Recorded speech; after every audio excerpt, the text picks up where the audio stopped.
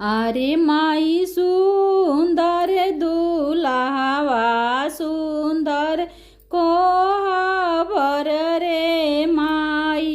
अरे माई सुंदर दुल्हावा सुंदर कोहबर रे माई। अरे माई दुल्हा के पापा धन लोभी हवन रे माई।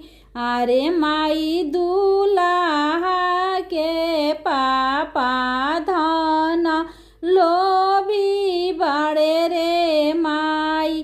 अरे माई धनवा के लोभे बेटा बेच देले रे माई।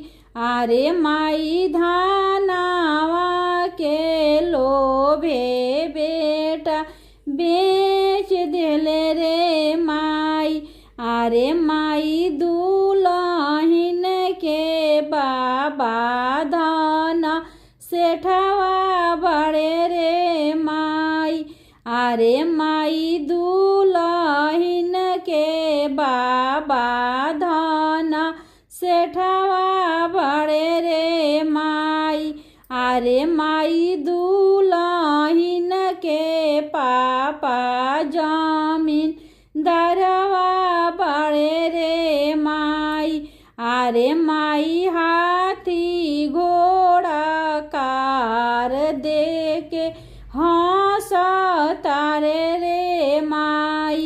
अरे माई हाथी घोड़ा कार दे के हंस तारे रे माई। अरे माई कोहबर बैठल दुल्हा सोच तारे रे माई। अरे माई कोहबर बैठल दुल्हा सोच तारे रे माई।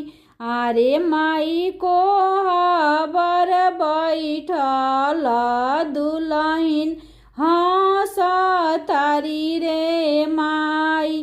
अरे माई कोहबर बैठल दुल्हन हंस तारी रे माई।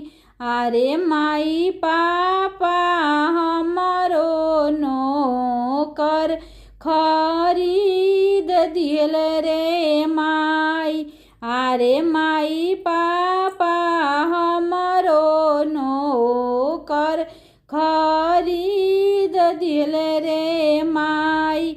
अरे माई सुंदर दुल्हावा सुंदर कोहबर रे माई।